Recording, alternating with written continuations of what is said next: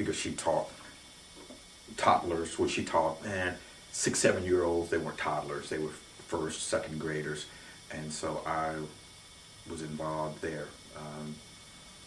My only other involvement was through Boy Scouts because our Boy Scout troop was out of the church. There was a basketball court there, and so guys just kind of used the outside, as a place for recreation. So the church was kind of the community center, even though we didn't have a recreation center in our neighborhood. There was an elementary school, and it was essentially the park because that's where everybody went. Softball, football, basketball, but the church was pretty much the center of the center of the community. In later years, when I guess activism for black activism started really sweeping into Dallas, was that a center for that as well? Voter drives and such, or? And here's what's interesting. I'm old enough to remember poll tax. You are? Okay. My grandmother collected poll tax. I remember going door to door with my grandmother collecting the $1 or the $2 that was required to vote. Interesting. I was just very young, but I remember that. But the church itself was not that place. And it was probably because of the minister of the church. He was also a professor at what was then Bishop College in Dallas. And so he was in the School of Theology. And so I think it was more his personality that the church was not the center of that. I can't tell you what place served as that place in our community. The church was probably it, but because I was a kid, there were probably things, meetings, etc., that occurred that I have no knowledge of. But people were progressive. What's interesting is some of my friends and I, we get together now and we talk about the people in our neighborhood. We had a guy who lived down the street, Mr. Presley, who was the first African-American licensed plumber in Dallas. He owned probably 4 houses on the street. He's an African-American, and get this is the early 60s. He drove a Mercedes. He's the first guy I ever knew, and he lived on our street.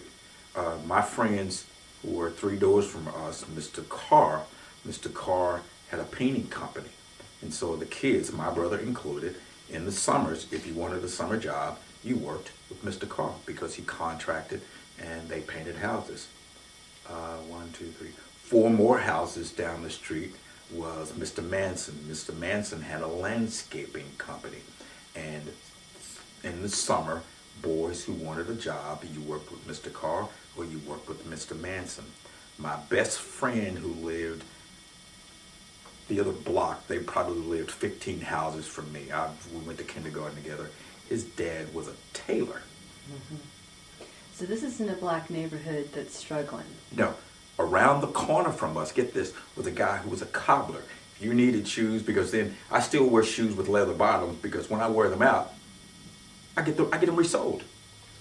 Yeah, this guy had his own shop in a garage behind his house, and if you had shoes that were worn out, you wore a hole in the sole, you took them to him, he'd resole it, he'd put another heel on it, and he just lived the next street over. So these are shops. You could clothe yourselves and fix your shoes and paint your houses. All really a sustained community. Yep. I mean, there was no need to. Yeah, actually, I probably didn't. Let's see. First time I ever behind my street, behind my house was Lemon Avenue, and from that area you could look across at the airport. Just behind me there was what do you call it? Just kind of a little, not a strip mall, but just a building that was a fairly large building. Because housed in that building was a little store. It was a little corner store. You could, you buy your sweets, your cookie and your candy, your pickles, and you could buy cold cuts. Next door to it was a little We just called it the drugstore because not only could you buy, you know, aspirins, over-the-counter medication, but there was a little fountain there, so you could buy shakes, hamburgers, all of that was right there. Next door to that was a laundromat. Next door to that was a barbershop. So just within walking distance of me was everything that I needed. So much so, and so much. My grandparents had so much control of me and what I wore and how I looked that I tell this story oftentimes. I'd go to the barbershop, and my barbershops, the barber's name was Mr. Mack.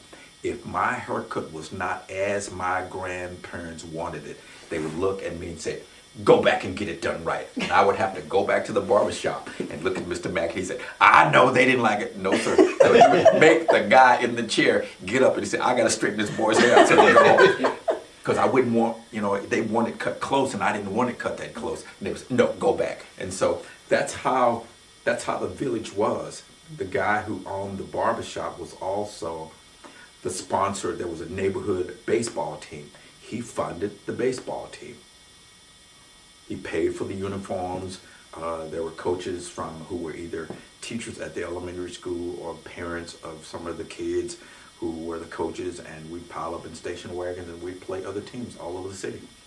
And so I didn't go lacking for anything. I thought my neighborhood was normal. Of course it was normal to me, but I thought everybody's neighborhood was like that, when in fact I found out indeed they weren't. So what kinds of disruptions then, I guess, I don't mean to use that word, but I don't quite know what else to say, might have integration caused? Here's my observation is interesting, but it's pretty common in the African American community. We grew up I went to elementary school. It was KB Polk Elementary. Went there from 1st to 7th grade. It was just one street over from me.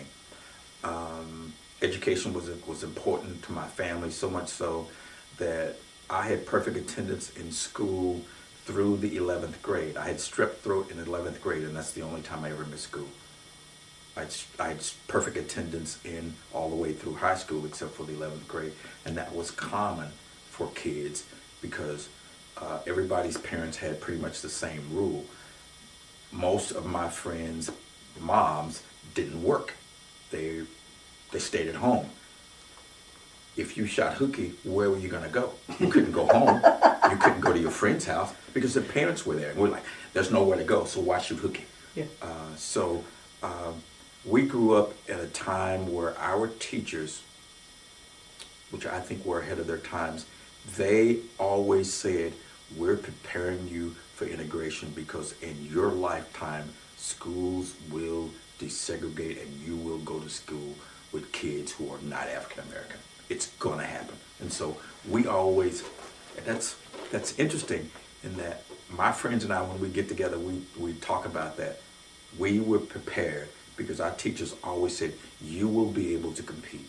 And when we go back, we go to high school, and later on, we found out that what we were doing was accelerated math. We were taking, even though I was in the 4th grade, we were using the 6th grade English book. We were learning, our math teacher, Mr. Callahan, taught us the early binary system. Little did we know, he was teaching us computer science. We didn't know that. Wow. Yeah, so we went to that school for 7 years, and what's interesting about junior high is that in the city of Dallas, and I'm still a relatively young man, there are only 2 junior highs that I could attend. One was in West Dallas, it was Sequoia. The other one was Pearl C. Anderson, it was in South Dallas. I didn't live in either one of those neighborhoods. Mm-hmm. They were 15 miles from those schools. So as an 8th grader, I went to Booker T. Washington High School, which is now the Arts Magnet School in the Arts District in Dallas. That's where I learned that my neighborhood and our village was different because I went to school with kids who lived in that neighborhood. I grew up in a neighborhood that didn't have apartments, so I didn't go to school with any kids who lived in apartments. We didn't have public housing in our neighborhood. the community that I went to school in did.